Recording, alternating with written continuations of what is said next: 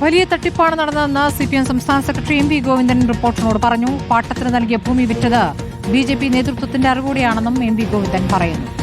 പ്രതികരണത്തിൽ Karnataka industrial area development corporation ലീസിന് നൽകിയ ഭൂമിയാണ്. ആ ഭൂമി 149 ഏക്കർ ഭൂമിയാണ് വരിക. ആ ഭൂമി BPL കളർ ടെലിവിഷൻ ഉൽപ്പാദിപ്പിക്കുന്നതിന് വേണ്ടിയുള്ള ഫാക്ടറി നിർമ്മിക്കുന്നതിന് വേണ്ടി എടുത്തതാണ്. അതിനുശേഷം അത് പൂർണ്ണമായും ഉപേക്ഷിക്കപ്പെട്ടു. അങ്ങനെ ഒരു ഫാക്ടറി അവിടെ നിർമ്മിക്കുന്നതിന് വേണ്ടി തയ്യാറില്ല എന്ന നിലപാട് സ്വീകരിച്ചു. അപ്പോൾ തന്നെ ഈ ഭൂമി പിന്നീട് വിദേശ ബാങ്കുകൾക്ക് പണയം വെച്ചു.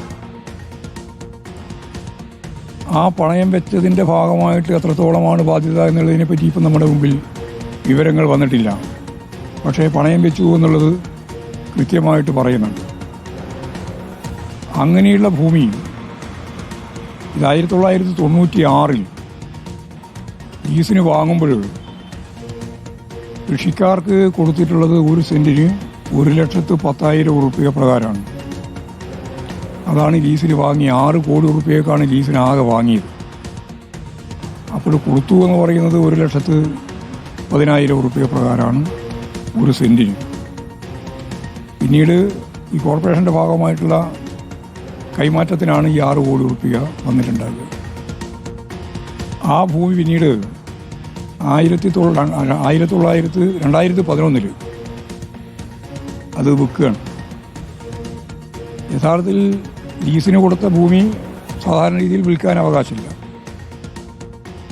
അത് വിൽക്കാൻ സാധിച്ചത് അന്നത്തെ BJP ഗവൺമെൻറ്റിനെ ഉൾപ്പെടുത്തിയിട്ടാണ്.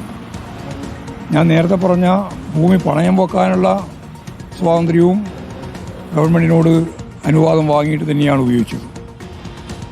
അതിനുശേഷം വിൽക്കാനുള്ള അനുവാദവും അന്ന് വാങ്ങിയത് അന്നത്തെ പ്രധാനപ്പെട്ട ഈ വകുപ്പ് കൈകാര്യം ചെയ്യുന്ന മന്ത്രി, അദ്ദേഹത്തിൻ്റെ പേര് സൂചിപ്പിച്ചിട്ടുണ്ട്, കട്ടസുബ്രഹ്മണ്യം എന്ന് പറയുന്ന മന്ത്രിയാണ്. ആ മന്ത്രിയുടെ മകനും ഇപ്പോൾ അഴിമതിയുടെ കേസിൻ്റെ ഭാഗമായിട്ട് ജയിലിലാണ്. എന്ന് പറഞ്ഞാൽ BJP ഗവൺമെൻറ്റിൻ്റെ കാലത്താണ് യഥാർത്ഥത്തിൽ ഈ സംഭവം 2011 നടക്കുന്നത്. അതിൻ്റെ തുടർച്ചയായി ഈ കേസിൻ്റെ വിവരം പുറത്തു വന്നു. ഇപ്പോൾ ഒരു അഭിഭാഷകൻ തന്നെ ഹൈക്കോടതിയിൽ ഈ കേസ് കൊടുത്തിരിക്കുകയാണ്. അതിൻ്റെ വാർത്തയും അതുപോലെ തന്നെ അദ്ദേഹം കൊടുത്ത അവിടെ കേസിന് കൊടുത്തിട്ടുള്ള അപേക്ഷയും ഞാൻ കാണുകയുണ്ടായി. വളരെ വിചിത്രമായ സംഭവമാണ്. അപ്പോൾ ഇപ്പോൾ ആവശ്യപ്പെട്ടിട്ടുള്ളത് ഹൈക്കോടതിയുടെ നിയന്ത്രണത്തിൽ SIT ഇത് കാര്യം മുഴുവൻ അന്വേഷിക്കണമെന്നാണ്. ഇത് കോടിക്കണക്കിന് ഉറുപ്പിയുടെ 500 കോടി ഉറുപ്പിയുടെ ഇടപാടാണ് ഇതിൻ്റെ ഭാഗമായിട്ട് നടന്നിട്ടുള്ളത്. മാരുതി കമ്പനിക്ക് ഇവർ ഒരു വലിയ ഭാഗം അവർക്ക് കൊടുത്തിട്ടുണ്ട്. പിന്നീട് വിവിധ അലൂമിനിയം കമ്പനിക്ക് കൊടുത്തിട്ടുണ്ട്. 2-3 വേറെ കമ്പനിക്ക് കൊടുത്തിട്ടുണ്ട്.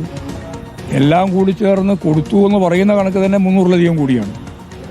പക്ഷേ ഇതിൻ്റെ പരാതി കൊടുത്തിട്ടുള്ള അഭിഭാഷകൻ പറയുന്ന ഒരു 500 കോടിയിലധികം ഉറുപ്പിയുടെ വലിയ തട്ടിപ്പാണ് നടന്നിട്ടുള്ളത് എന്നാണ്. ഇപ്പോൾ കർണാടകത്തിലെ ഏറ്റവും പ്രധാനപ്പെട്ട ഒരു വ്യവസായി, അദ്ദേഹം കർണാടകത്തിൽ മാത്രമല്ല ഏറ്റവും പ്രധാനപ്പെട്ട വ്യവസായിയാണ്. അദ്ദേഹം ഇതിൻ്റെ എല്ലാം ഭാഗമായിട്ടാണ് കർണാടകത്തിലൊരു ചാനൽ വാങ്ങി, പിന്നെ ഇവിടെയും കേരളത്തിൽ ചാനൽ വാങ്ങി, വലിയ ഒരു ശൃംഖല ഇതിൻ്റെ ഭാഗമായിട്ട് സൃഷ്ടിച്ചു. കോടാനുകോടി ഉറുപ്പിക ഇതുപോലെ തട്ടിപ്പിലൂടെ സംഭരിച്ചു എന്നുള്ളതാണല്ലോ നമ്മളിപ്പോൾ കണ്ടുകൊണ്ടിരിക്കുന്ന ഒരു ചിത്രം. ഇപ്പോൾ കേരളത്തിലെ BJP നേതൃത്വം രാജീവ് ചന്ദ്രശേഖരനൊന്നും പറയേണ്ട കാര്യമില്ല, എല്ലാം വ്യക്തമാക്കപ്പെട്ടതാണ്.